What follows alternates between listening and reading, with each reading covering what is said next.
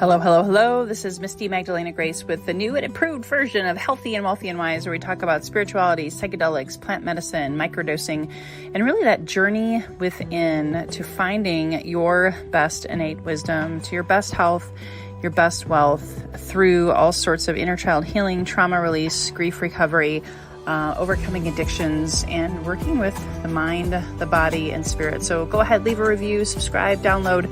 We look forward to your feedback. Thanks for tuning in today. Hey, everybody. It's Magdalena here. I am been quite quiet this summer. I haven't had a lot of shows, but we're getting geared up and ready for September. And there's going to be a lot of shows for Suicide Awareness Month. So I'm honored to be back in the saddle. I actually have another guest today, and we're going to be talking about healthy grief and really providing a lot of support for people as they head into the fall and winter months. Super excited to talk to you today about Hapé. I prefer to call it Hapé. Some people call it Rapé. What is this? This is a tool that I found in my healing journey, and I haven't talked a lot about it because there's been so many other modalities and things that I've been sharing, but it's really been helping my clients in the past 6 to 12 months. I've started doing Hapé initiations and helping people develop a sacred and safe, healthy relationship with Hapé. It's kind of like with microdosing, my brand Microdosing for Health. That is there to help people change their daily habits. As within, so without. If your habits are grasping, or you're challenged with sleep, or you have gut health issues or cravings or addictive behaviors, sugar, things like that, a lot of it's been built up over time. A lot of it's unconscious. And what Hapé does through a meditative sacred practice, it can actually help you make the unconscious conscious, can help regulate your central nervous system when you use it in a meditative state. And as you do that, oh my gosh, my clients have shown to me, as I had already experienced for myself, improved overall mental, physical, spiritual, and emotional health. So you might hear me talk a little bit more about it through the Hapé initiations. I'm also doing a lot of work with addiction recovery, working a lot in that realm. And I also have heard certain rumblings about Hapé being addictive. And I do want to talk about that a little bit today. So just really briefly, what is Hapé? I actually have it here in my hand. It's a shamanic snuff.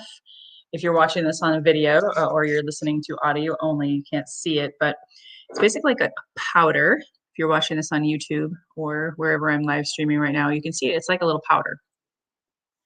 It's known as a shamanic snuff, and there's thousands of Hapés, you could say flavors, if you will. It's not something you eat, but different types, different styles, and it's from the Amazon. So shamans have been using it for thousands of years. I think the earliest date that I saw was something like 1500s, but I think it was even before that. It basically is utilized by them daily or often for overall health, but specifically cleansing their aura, grounding the mind and the body and the spirit, connecting and aligning all three, mind, body, spirit, so you can be grounded and more ready to face your day. I still work with it most days, not every day, but I've been working with Hapé and building a sacred relationship for 18 months. So it's not a forever thing, doesn't have to be.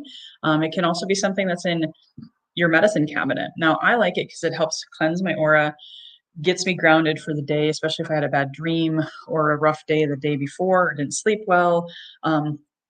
It's also a great tool to help you go deeper in your meditation. So it really was my accountability partner to microdose with this daily to help me sit still and quiet the mind.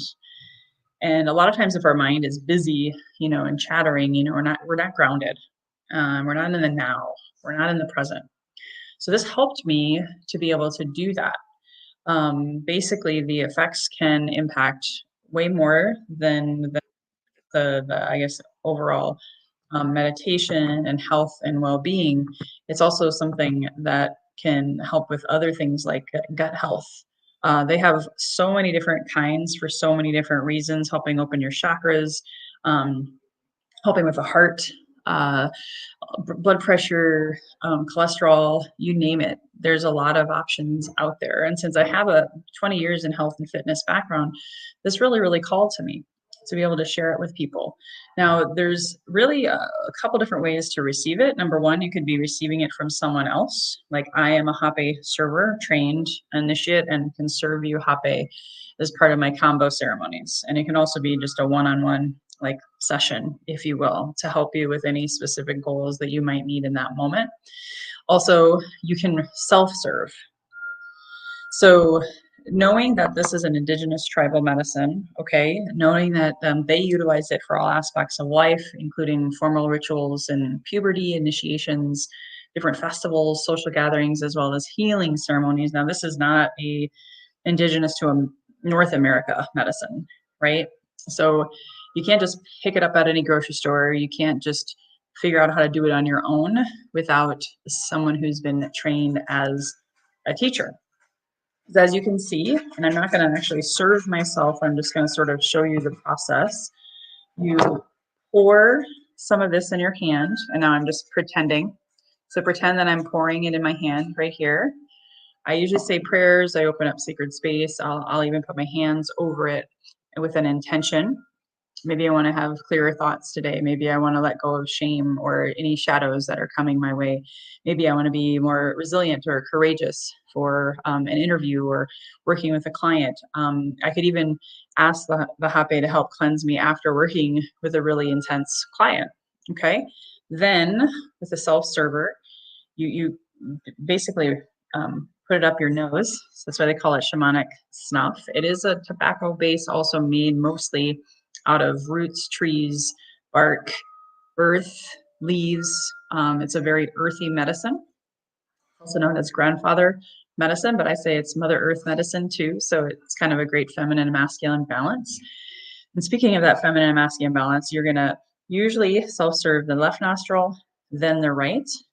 You get it in here in the what's called the curipe. You scoop it up, and then you blow it up the left, blow it up the right, and then you just sit. The magic is in the listening. The magic is in the meditative state.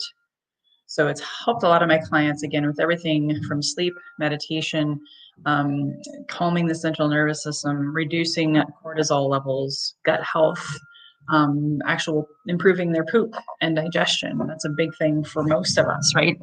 So between like just those things that I've mentioned, your life can be radically changed and radically better. You're pooping better, sleeping better, thinking better, and more clear, more focused. I've had it help people with ADHD. You know, it's in a lot of ways, it can radically change your life. And last but not least, I do, since I am such a passionate person about addiction recovery, about getting to the root causes of things, I do screen people before I work with them.